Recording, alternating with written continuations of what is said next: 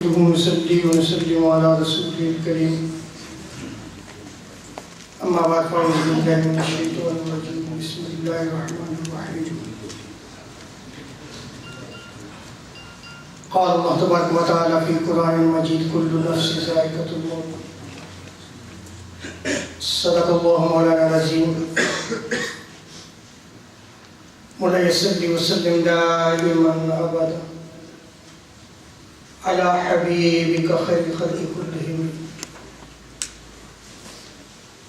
اللہ تبارک و تعالیٰ کا بے پایہ لطف و کرم اور احسان عظیم ہے کہ جس نے ہمیں اس جمعۃ المبارک کی عظیم بابرکت محفل میں اکٹھی ہونے کی توفیق عطا فرمائی، اور سب سے بڑھ کر یہ کہ ہمیں دولت ایمان سے بہرہ مند فرمایا۔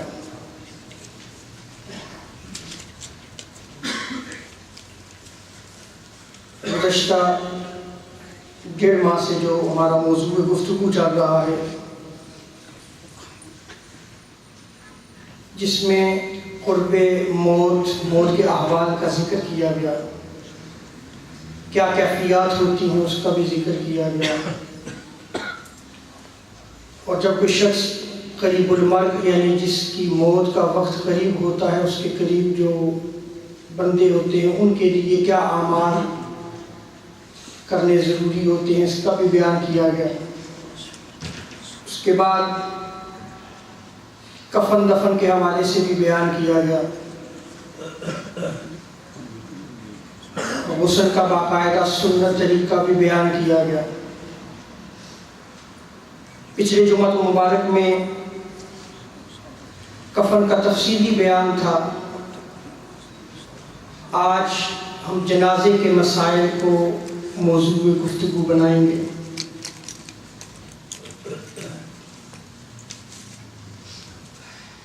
جنازہ جب تیار ہو جاتا ہے تو اس جنازے میں جلدی کرنا حکم رسول صلی اللہ علیہ وسلم۔ امام ابو داؤد نے سنن ابو داؤد میں باقاعدہ ایک چیپٹر نیم رکھا ہے الاسراع بالجنازہ، کہ جنازے میں جلدی کرنا۔ اس کے بعد وہ روایات انہوں نے نقل کی۔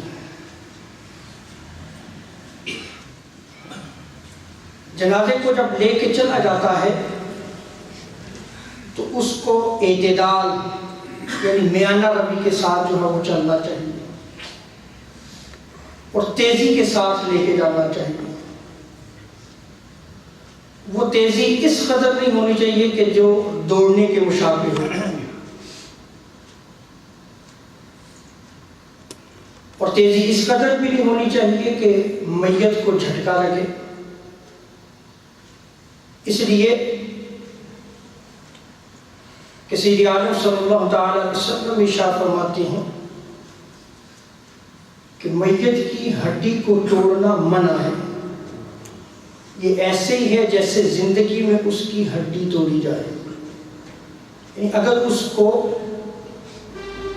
زندگی میں اس کی ہڈی کو اگر توڑا جائے اس کو تکلیف محسوس ہوتی ہے، ایسے ہی مردے کو جو ہے اس کی تکلیف جو ہے محسوس ہوتی ہے۔ سو جھٹکا جو ہے وہ اگر بہت دوڑنے کی شکل اختیار کر جائے گا وہ صورت تو پھر جو ہے وہ منع کی گئی۔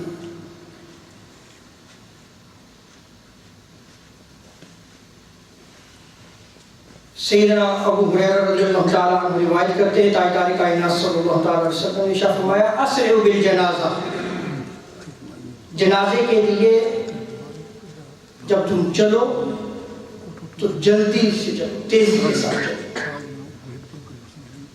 فَإِن تَكُ صَالِحَةً فَخَيْرٌ تَقَدِّمُونَهَا، اگر تو وہ میت جو ہے جو فوت ہو چکا ہے وہ میت نیک ہے تو اسے بھلائی کی طرف جلد از جلد پہنچا دو،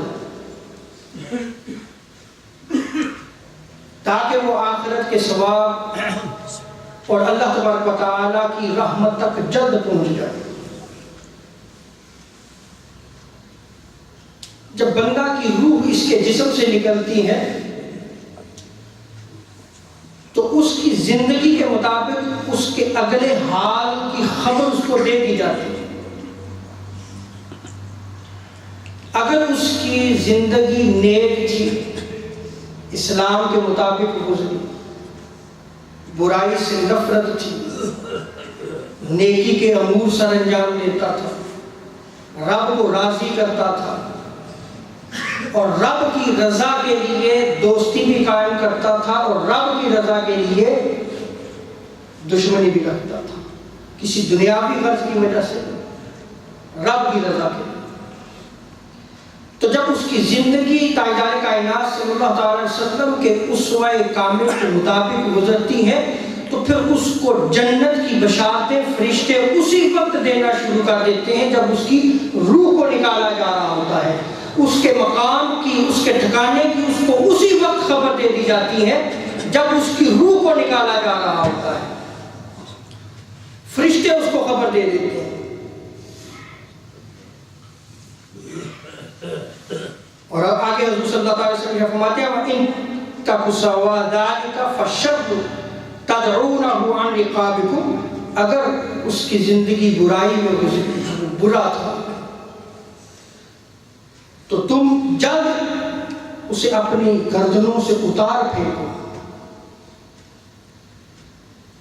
یہ روایت بخاری، مسلم، ابو داؤد، ابن ماجہ میں نقل کی گئی۔ حضرت عیانہ بن عبد الرحمن اپنے والد سے روایت کرتے ہیں کہ وہ حضرت عثمان بن ابی العاص رضی اللہ تعالی عنہ کے جنازے میں موجود تھے، تو لوگ جو وہ جنازے کے ساتھ چل رہے تھے، آہستہ آہستہ چل رہے تھے۔ آپ نے دیکھا ہوگا کہ ہمارے بڑے صغیر پاک و ہند میں جب جنازہ لے کے چلتے تو ہمارے کئی بزرگ کہتے ہیں آہستہ چلو، آہستہ چلو، تیزی کے ساتھ نہ چلو۔ اب ان کا یہ عمل جو ہے وہ خلاف سنت ہے۔ سیدنا صدیق اکبر رضی اللہ تعالی عنہ راوی بیان کرتے ہیں کہ پیچھے سے جنازے میں شامل ہوئے اور بلند آواز سے کہنے لگے لَقَدْ رَأَيْتُنَا وَنَحْنُ مَعَ رَسُولِ اللَّهِ صلی اللہ علیہ وسلم نَرْمَلُ رَمْلًا، کہ میں آپ کو دیکھ رہا ہوں کہ تم بڑا آہستہ آہستہ جنازہ لے کے جا رہے ہو، جبکہ ہم تاجدار کائنات صلی اللہ علیہ وسلم کے ساتھ جب جنازے میں شریک ہوا کرتے تھے تو سید عالم صلی اللہ علیہ وسلم جو ہے وہ جنازے کو تیزی کے ساتھ لے کر چلا کرتے تھے، ہم تیزی کے ساتھ چلا کرتے تھے۔ اور کتنی تیزی، یہ بھی حدیث پہ وضاحت کی گئی ہے۔ حضرت عبداللہ ابن مسعود رضی اللہ تعالی عنہ روایت کرتے ہیں، یہ ابو داؤد نسائی میں جو ہے وہ جامع ترمذی میں اس روایت کو نقل کیا گیا ہے۔ راوی بیان کرتے ہیں کہ ہم تاجدار کائنات صلی اللہ علیہ وسلم سے جنازے کے ساتھ چلنے کے متعلق سوال کیا، حضرت عبداللہ بن مسعود بیان کرتے ہیں، تو آپ علیہ الصلوۃ والسلام نے فرمایا ما دون الخبب، تیز چلو مگر دوڑنے سے کم ہو، دوڑنے سے کم ہو۔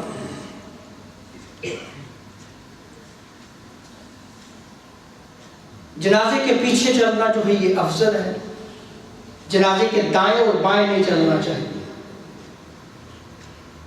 کنز العمال میں امام ہندی نے اس روایت کو نقل کیا اور جو چیپٹر نام رکھا ہے اس کا نام بھی یہی ہے کہ جنازے کے پیچھے چلنا افضل ہے۔ حضرت ابو سعید خدری رضی اللہ تعالی عنہ روایت کرتے ہیں کہ میں نے حضرت مولا علی سے پوچھا، اب دیکھیں کہ حضرت ابو سعید خدری جو ہے وہ بھی صحابی ہے، حضرت مولا علی بھی صحابی، انہوں نے اس مسئلے کو پوچھنے کے لیے اپنے سے عالم یعنی جو ان سے بڑا عالم تھا اس سے سوال کیا۔ ہمارا حال یہ ہو چکا ہے کہ ہم اور کسی موضوع پہ ڈیبیٹ کریں یا نہ کریں، دین کے باب میں ہم جو ہے وہ ڈیبیٹ ضرور کرتے ہیں، خواہ ہمیں علم ہے یا نہیں ہے۔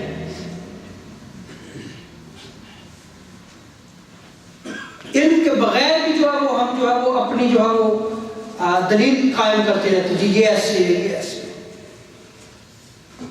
اس سے بچنا چاہیے، اس لیے کہ حضور صلی اللہ علیہ وسلم فرماتے ہیں کہ جو دین کے باب میں اپنی رائے سے کام لیتے ہوئے کوئی حکم لگاتا ہے تو وہ جہنم کے زیادہ قریب ہے، جہنم کے زیادہ قریب ہے۔ سو اگر شرعی مسئلے کا علم نہیں ہے تو تم اپنے سے بڑے عالم کی طرف رجوع کرو، اس سے جا کے پوچھو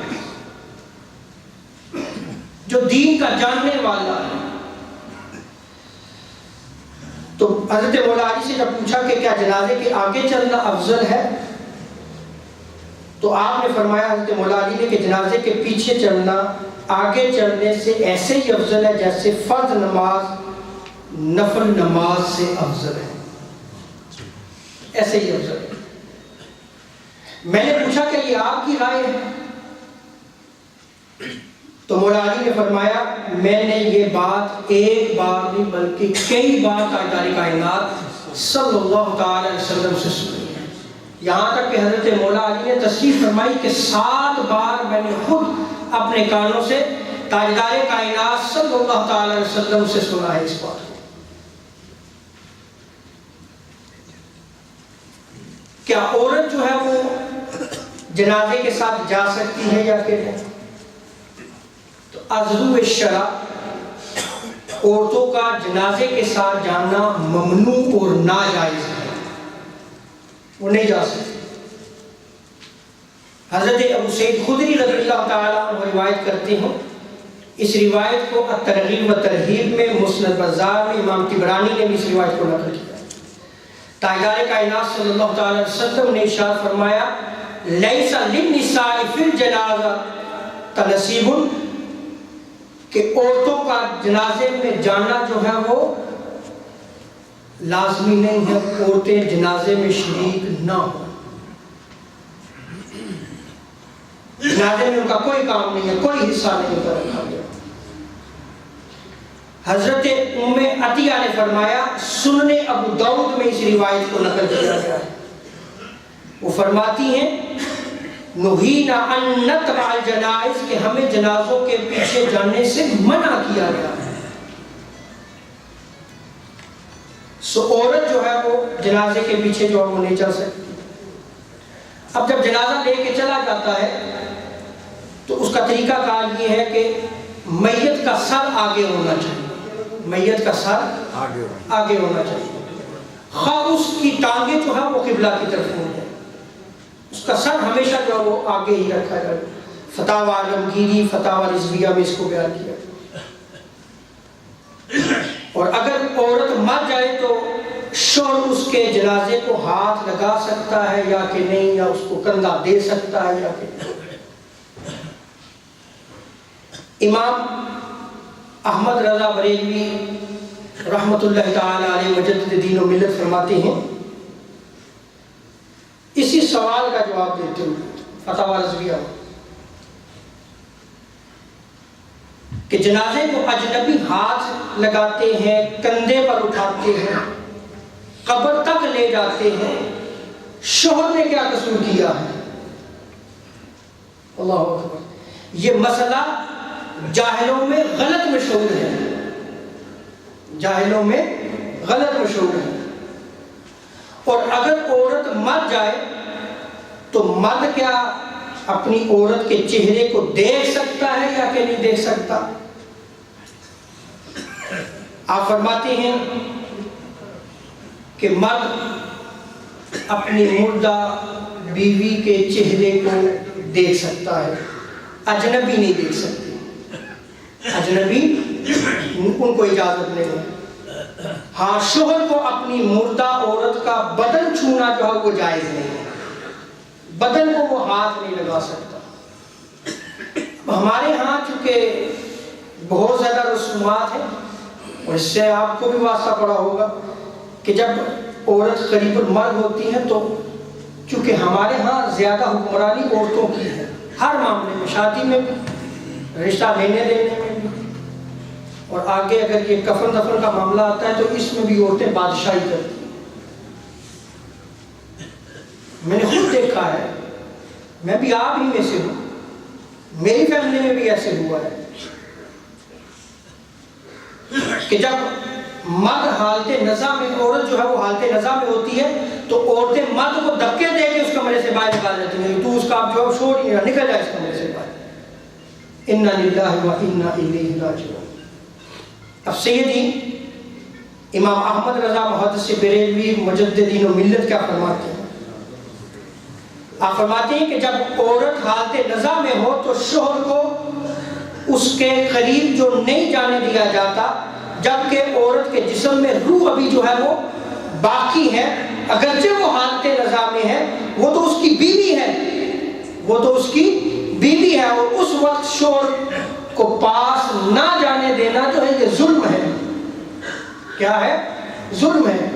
اور آگے آپ فرماتے ہیں کہ اگر عورت فوت ہو گئی تو شوہر کو دیکھنے کی اجازت ہے، شوہر کو دیکھنے کی اجازت ہے، ہاں البتہ اس کے بدن کو ہاتھ نہیں لگا سکتا۔ اور اگر مرد جو ہے وہ اپنی بیوی کو قبر میں اتارنا چاہے تو قبر میں بھی اتار سکتا ہے، اس لیے کہ اب کپڑا حائل ہو چکا ہے، اب اس کے بدن کو نہیں وہ ہاتھ لگا رہا بلکہ کیا کر رہا ہے؟ کپڑے کو ہاتھ لگا رہا ہے، تو قبر میں بھی اتار سکتا ہے۔ در مختار تنویر الابصار فتاوی الازویہ میں اس کو بیان کیا گیا۔ اب جنازہ جب چارپائی پہ رکھا جاتا ہے، جنازہ تیار ہو جاتا ہے، لوگ اپنی گردنوں پہ اسے اٹھاتے ہیں، کندھوں پر اٹھا لیتے ہیں۔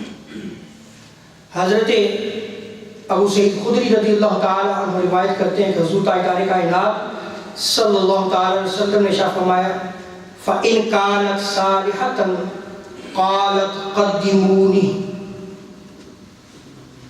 چارپائی پہ جب اس کو اٹھایا جاتا ہے، اگر وہ نیک ہوتا ہے تو کہتا ہے مجھے جلدی لے کے چلو، مجھے جلدی لے کے چلو۔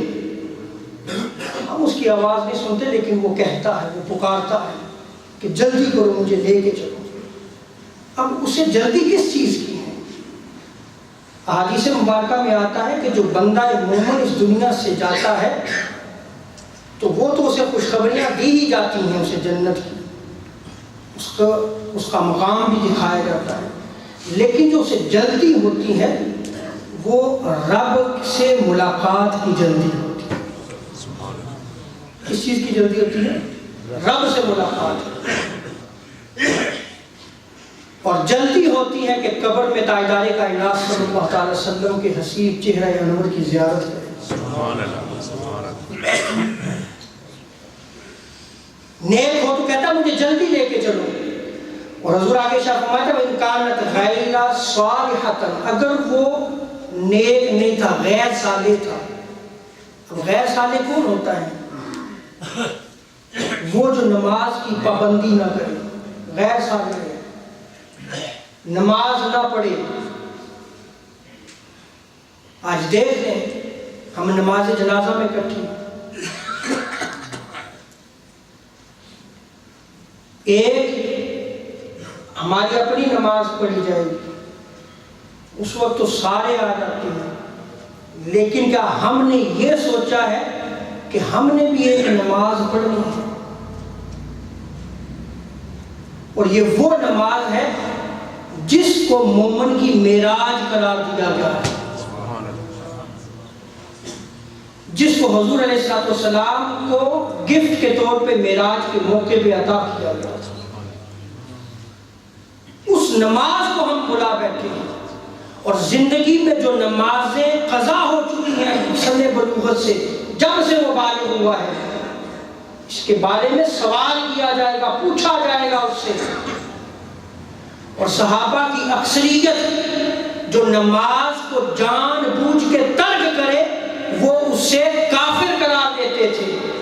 امام ابو حنیفہ کے نزدیک تو جو ہے وہ فاسق اور فاجر ہے، کبیرہ گناہ کا مرتکب ہے، اور جب تک وہ نماز نہ پڑھے اگر شرعی حکومت ہو تو اسے قید کیا جائے گا۔ امام ابو حنیفہ کے نزدیک غیر صالح، اسی کو تو کہتے ہیں غیر صالح، کہ اللہ کے حکم کی نافرمانی ہو، تاجدار کائنات صلی اللہ علیہ وسلم کے حکم کی نافرمانی ہو، قرآن کے احکام کی نافرمانی ہو، سید عالم صلی اللہ علیہ وسلم کے فرامین کی نافرمانی ہو۔ خواہ وہ عبادت کی صورت میں ہو، خواہ وہ بندوں کے ساتھ تعلق کی صورت میں ہو، نافرمانی ہے۔ اگر وہ نمازیں پڑھتا ہے لیکن جب بندوں کے ساتھ تعلق آتا ہے تو چغلی کرتا ہے، تہمتیں لگاتا ہے، غیبت کرتا ہے اور بندوں کی جو ہے وہ پگڑیاں اچھالتا ہے، تو پھر تو جو ہے وہ اس کے سارے اعمال روز قیامت غارت چلے جائیں گے، تباہ و برباد ہو جائیں گے۔ وہ جو نیک عمل کر رہا ہے وہ اس کو روز قیامت کوئی کام نہیں آئیں گے اس کے، اس لیے کہ وہ جو تعلق تاجدار کائنات صلی اللہ علیہ وسلم نے بتایا تھا کہ بندوں کے ساتھ کیسے تعلق ہونا چاہیے، اس نے اس کو رد کر دیا، اس کو چھوڑ دیا۔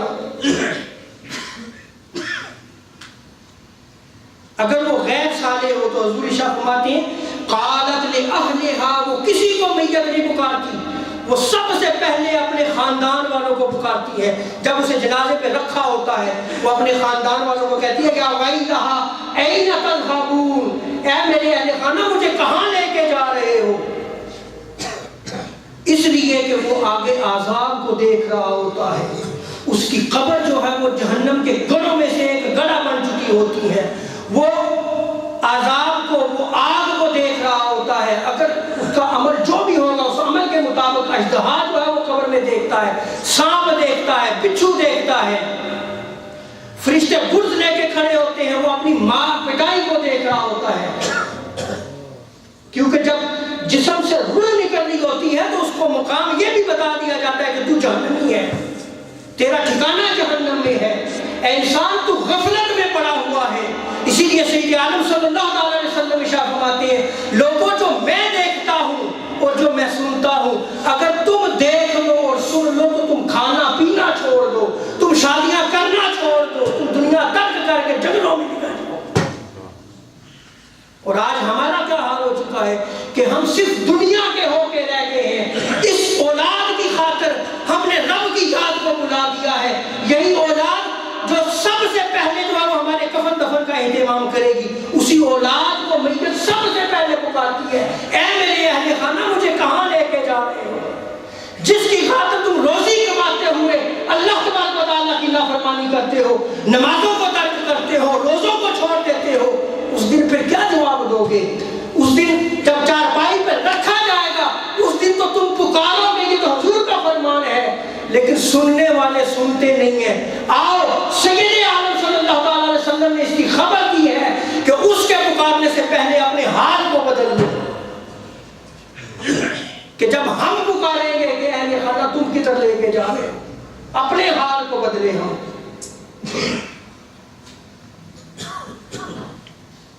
حضور شاہ فرماتے ہیں بہا یسمع صوتها کل شیء الا الانسان، انسان کے علاوہ ہر شے اس آواز کو سنتی ہے، ہر شے سنتی ہے۔ اور آگے حضور شاہ فرماتے ہیں کہ اگر انسان اسے سن لیتا تو یا تو وہ فوت ہو جاتا یا بے ہوش ہو جاتا، اس آواز کو اگر سن لے۔ اور حضرت عمر فاروق رضی اللہ تعالیٰ عنہ روایت کرتے ہیں تاجدار کائنات صلی اللہ علیہ وسلم فرماتے ہیں کہ جب لوگ میت کو چارپائی پہ رکھ کر 3 قدم تک لے جاتے ہیں تو وہ کلام کرتی ہے، وہ میت کلام کرتی ہے، انسانوں اور جنوں کے علاوہ سب سن رہے ہوتے ہیں، وہ پکار پکار کر کہتی ہے اے بھائیو، اے جنازہ اٹھانے والوں، دنیا سے دھوکہ نہ کھاؤ جیسے میں نے کھایا، لوگ تم سے ایسے کھیلنے نہ پائیں جیسے مجھ سے ہوا۔ یعنی ساری زندگی جو ہے وہ دنیا کماتے ہوئے گزر گئی، رب کی یاد کو بلا کے رکھا۔ وہ پکار پکار کے کہتا ہے کہ میں اپنے وارثوں کے لیے سامان چھوڑ کے آیا ہوں، مال و دولت چھوڑ کے آیا ہوں، جبکہ قد خواہ یوم قیامت مجھ سے مطالبہ کریں گے، جھگڑا کریں گے، اور تم تو مجھے قبر میں ڈال کر چھوڑ جاؤ گے۔ یہ پکار پکار کے کہتا ہے وہ میت جس کو چارپائی پہ رکھا گیا ہے۔ اور حضرت ام درداء رضی اللہ تعالیٰ عنہ روایت کرتی ہیں، فرماتی ہیں کہ جب میت چارپائی پہ رکھی جاتی ہے تو وہ آواز دیتی ہے اے گھر والوں، تو سب سے پہلے وہ گھر والوں کو پکارتی ہے، اے پڑوسیوں، پھر وہ اپنے پڑوسیوں جو اس کے قریب رہتے تھے پھر ان کو پکارتی ہے، پھر وہ جو جنازہ اٹھا کے لے کے جا رہے ہوتے ہیں ام عطیہ فرماتی ہیں پھر وہ ان کو پکارتی ہے اے میرا جنازہ اٹھانے والوں، اہل دنیا سے دھوکہ نہ کھانا جیسے میں نے کھایا، نہ ان کے ہاتھ کھلونا بننا جیسے میں بنا ہوں، اے میرے اہل خانہ تم میرا کون سا بوجھ اٹھا سکو گے؟ کوئی کسی کا بوجھ نہیں اٹھائے گا۔ اس وقت نیت پکاری ہوگی کہ تم میرا بوجھ ذرہ برابر بھی نہیں اٹھا سکتے۔ اور سیدنا ابو ہریرہ کے مطابق تاجدار کائنات صلی اللہ تعالی علیہ وسلم کا فرمان ہے کہ فرشتے جو ہے وہ جنازے کے ساتھ چلتے ہیں اور چلتے ہوئے کہتے ہیں کہ دیکھو اس نے آگے کیا بھیجا ہے، کیا اعمال اس نے نیک اعمال بھیجے ہیں۔ فرشتے کہتے ہیں، اور لوگوں کی نظریں، حضور شاہ فرماتے ہیں لوگوں کی نظریں اس پر ہوتی ہیں کہ اس نے پیچھے کیا چھوڑا ہے۔ کیا آج ہمارا حال یہ نہیں ہو چکا؟ ہم دیکھتے ہیں کہ جس نے کیا چھوڑا ہے پیچھے، کتنی معلوم ضرورت ہے، کیا کیا ہمارے ہاتھ آئے گا، کیا کیا ہمیں ملے گا۔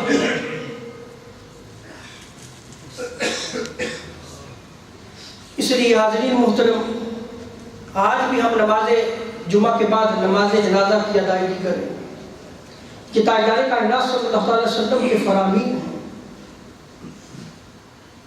ایک دن ہمیں بھی جو ہے اس چارپائی پہ اٹھایا جائے گا،